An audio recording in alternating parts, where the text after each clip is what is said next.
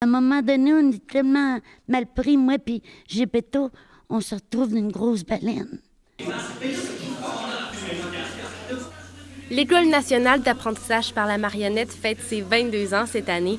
Leur mission est d'aider des adultes qui présentent divers troubles de santé mentale en les impliquant dans toutes les phases créatives d'un spectacle de marionnettes.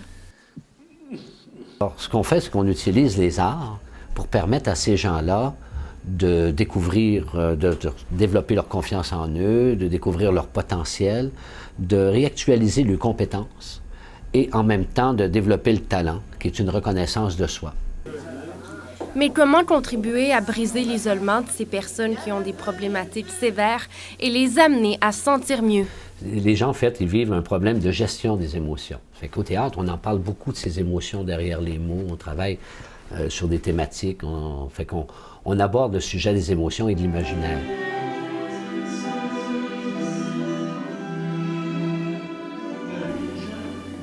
Pour Pascal Drainville, qui souhaite devenir humoriste comme Réal Bélan, l'ENAM l'a beaucoup aidé à traiter son syndrome d'Asperger et à le faire sortir de sa coquille. Avant, là, je pense que j'étais très timide. Quand j'ai rentré, très timide et très renfermé. Et puis là, aujourd'hui, après 4 ans, là, je suis plus vraiment là, l'homme que j'étais avant, là. Un emploi du temps précis est établi chaque semaine.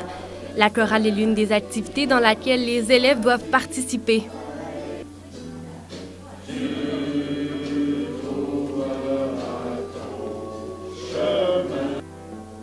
À travers plusieurs pièces, les apprentis chanteurs peuvent élargir leur répertoire musical. Là, j'essaie de développer le plus possible leurs possibilités, puis de les connaître. Alors là, on est au stade de l'apprivoisement.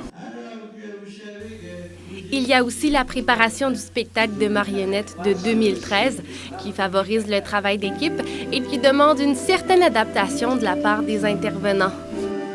C'est un autre langage, mais c'est des êtres humains comme n'importe qui. Puis c'est de se situer, de se ralentir un peu, puis de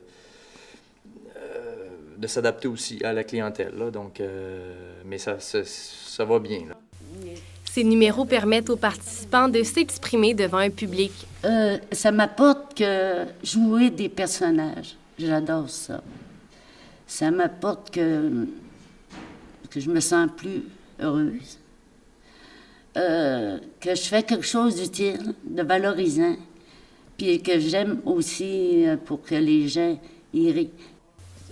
Au cours de la semaine, le bricolage est au menu, tout comme l'écriture des sketchs dont l'un a une histoire bien particulière. C'est l'histoire d'une personne qui a oublié ses souvenirs, puis elle fait un peu comme genre de l'Alzheimer. Puis là, on fait des pièces qu'elle a comme un coffre au trésor, puis elle se souvient, grâce au coffre, de certains souvenirs. Avec l'intégration des ateliers qui combinent plusieurs formes d'art, tous les intervenants remarquent des changements rapides chez leurs élèves, et ce, peu de temps après leur arrivée.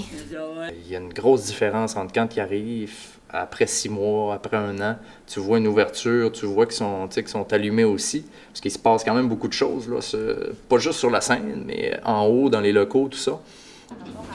Un tableau des méritants qui change tous les ans et la confiance établie dans chaque élève les pousse à être fiers d'eux-mêmes.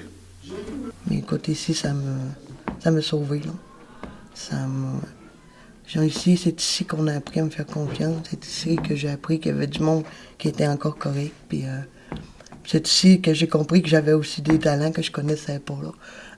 J'ai eu des problèmes, là, mais ça m'a apporté que ça a beaucoup diminué mes problèmes là, en santé mentale. Au-delà des marionnettes, de l'apprentissage quotidien et des sourires qui fusent de partout, c'est au final autant les élèves que les professeurs qui sont heureux de leur journée. C'est des gens qui sont attachants et qui répondent bien à la demande. Quand je leur demande de faire des choses, ils sont toujours positifs.